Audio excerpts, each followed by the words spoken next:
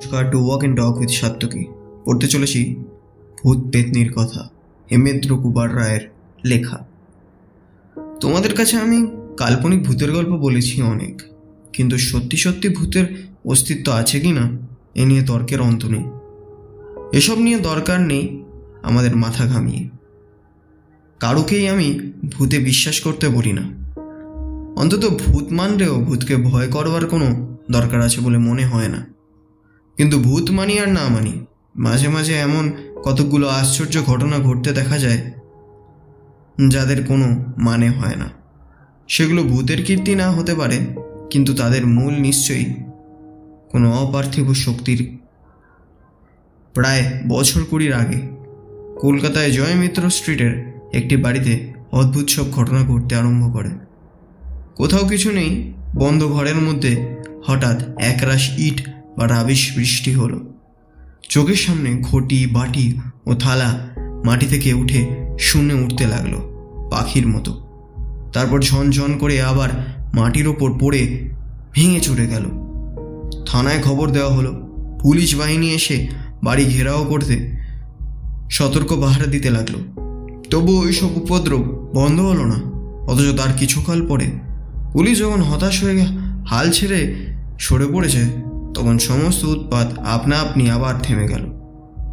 ওই উপদ্রবের কাহিনী সংবাদপত্রে প্রচারিত হয়েছিল এবং দলে দলে লোক ঘটনাস্থলে গিয়ে স্বচক্ষে সমস্ত দর্শন করেছিল।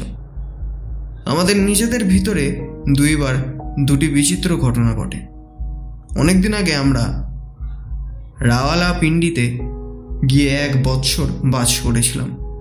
পরিবারের মধ্যে বাবা, মা, আমি আর 2 বোন। পে অফিসে লেন নামক রাস্তায় যে বাড়িখানা আমরা ভাড়া নিয়েছিলাম, সেখানে এখনো বর্তমান আছে কিনা জানি না, কিন্তু তখন সে বাড়িতে সহজে কেউ থাকতে চাইতো না। আমরা ভাড়া নেবার পরেই পাড়ায় লোকের মুখে খবর পাওয়া গেল এ বাড়িতে নাকি অনেক রকম ভয় আছে। এর মধ্যে একজন পাঠান নিহত হয়েছে এবং আরেকজন পাঠান করেছে আত্মহত্যা। তারপর থেকে এখানে আর কেউ বাস করতে পারে না।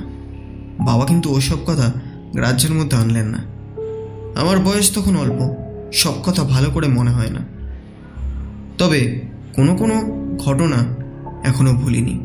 এক রাত্রে মায়ের ডাকাডাকিতে আমাদের ঘুম ভেঙে গেল। বাবা বিছানার উপরে উঠে বসে বললেন, ব্যাপার কি? মা বললেন, দেখবে এসো। আমাদের শোবার ঘরের সামনেই ছিল একটা দালান, তারপর উঠান এবং উঠানের 3 দিকে কয়েকখানা ঘর। বাবা ও মা ঘর থেকে বেরিয়ে গেলেন, আমিও গেলুম তাদের পিছনে পিছনে।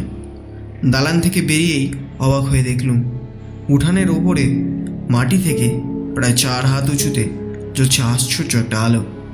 দেখলেই বুঝলে বিলম্ব হয় না যে প্রদীপবাতি বা লণ্ঠন বা মশাল থেকে সে আলোর উৎপত্তি নয়। নীলাভ আলো, আকার ক্রিকেটের বলের মতন। চাঁদের কিরণে ধবধবে উঠানের ওপর আলোটা এদিক থেকে ওদিক পর্যন্ত নিচে বেড়াচ্ছে এবং মাঝে মাঝে এক একটা ঘরে দরজার কাছে গিয়ে যেন ঠোকর খেয়ে আবার আসছে। মায়ের বাধা না মেনে বাবা উঠানের দিকে অগ্রসর হল। আলোটাও হঠাৎ নিভে গেল। তারপর কয়েক রাত ধরে আর একরকম কাণ্ড। গভীর রাত্রে উঠানের ধারের ঘরগুলোর দরজায় শিকল বেজে ওঠে ঝন ঝন ঝন ঝন করে। বাবা বাইরে ছুটে যান, কিন্তু কারুকে দেখতে পান না। হয়তো বাইরে দুষ্টু লোক এসে ভয় দেখাচ্ছে। এভাবে ভিতরে ঢুকবার 2 দরজার তালা চাবি লাগানো হলো, কিন্তু তবু থামল না শিকল সঙ্গীত। মা তো ভয়ে সারা, বললেন, কি অলক্ষণে বাড়ি ছেড়ে চলো। বাবা কিন্তু অটল, বললেন, আলো দেখিয়ে আর শিকল বাজিয়ে কোনো পাঠান ভূত আমাকে ভয় দেখাতে পারবে না। পাঠান ভূতেরা শেষটা হতাশ হয়ে আলো দেখানো ও শিকল বাজানোর কাজে ইস্তফা দিলেন। দ্বিতীয় ঘটনা গুরুতর এবং ঘটনাস্থল হচ্ছে কলকাতা। আমাদের পৈতৃক বসত বাড়ি ছিল পুঠুরিয়ার ঘাটায়। 3 মহলা বাড়ি, তারপর একটা হাত 1.5 চড়া খানা, তারপরেও আমাদের দূর সম্পর্কীয় আত্মীয়দের 3.5 বাড়ি। শেষোক্ত 3খানা বাড়ির মধ্যে 1খানা ছিল খালি, ভৌতিক বাড়ি বলে তার ভিতরে কেউ বাস করতে পারত না। ছেলেবেলা থেকেই আমি ভূতকে ভয় করি না, যদিও ভূতের গল্প শুনতে বা পড়তে খুব ভালোবাসি। মনে আছে বালক বয়সে একদিন কৌতূহলী হয়ে ছাদ থেকে পাঁচিলে বেয়ে সেই হানাবাড়িতে নেমেছিলাম। ভূতকে বধ করবার জন্য আমার হাতে একখানি কাটারি। দোতলা ও একতলার প্রত্যেক ঘরে ঢুকে দেখলুম খালি 2 ইঞ্চি পুরো ধুলো, আর ধুলোর উপরে নানা আকারের পদচিহ্ন।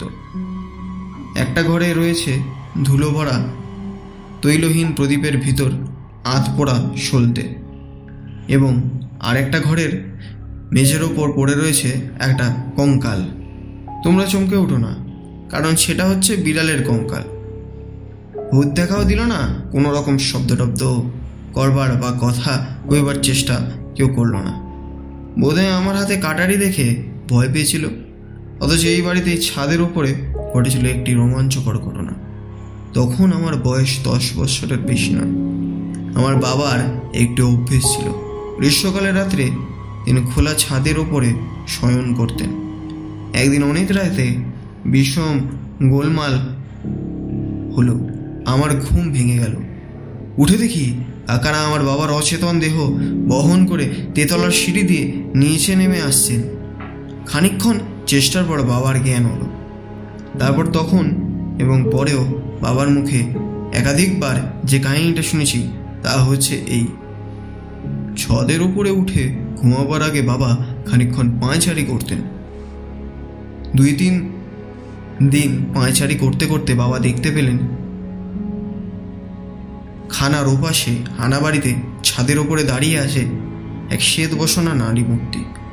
ওদিকের পাশাপাশি 3 বাড়ির একটা ছাদে উঠলেই অন্য 2টো ছাদের ওপরে অনায়াসে যাওয়া যেত।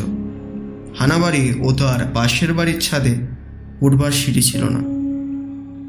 বাকি যে বাড়ির সিঁড়ি ছিল তার মধ্যে বাস করতেন রাঙাগিন্নি নামে এক বিধবা নারী ও তুলসীর মা নামে এক মহিলা। ছাদের ওপরে প্রথম 2-3 দিন নারী মূর্তি দেখে বাবা ভেবেছিলেন গ্রীষ্মের মাধিক্যের জন্য নিশ্চয়ই রাঙাগিন্নি বা তুলসীর মা ছাদের উপরে উঠে বেরিয়ে বেড়াচ্ছেন। ঘটনার দিন বাবা অনেক রাতে থিয়েটার দেখে বাড়ি ফিরেছিলেন। আহারাদি ছেড়ে তিনি যখন ছাদের ওপরে শয়ন করতে যান তখন প্রায় 3টে। নিঝুম রাতে বৈশাখী জ্যোৎস্নায় চারিদিক সমুজ্জ্বল। বাবা সেদিনও স্পষ্ট দেখতে পেলেন একটি নারী মূর্তি হানাবাড়ির ছাদ থেকে মাঝের বাড়িতে ছাদের ওপর এসে দাঁড়ালো। আজ বাবার মনে কেমন সন্দেহ হলো। ওই হানাবাড়িকে পাড়ার সকলেই ভয় করে।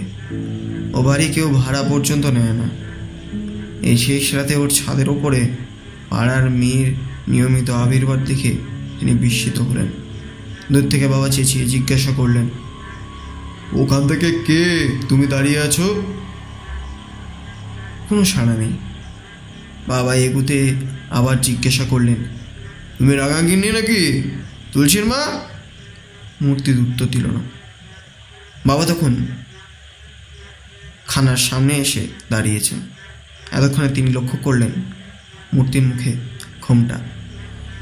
রাঙাগিন্নি বা তুলসীর মা বাবার সামনে ঘোমটা দিতেন না। ওখানে অন্য কোনো মেয়ের আসবার কথাও নয়। তবে কে ওই নারী? মূর্তি স্থির হয়ে দাঁড়িয়ে আছে।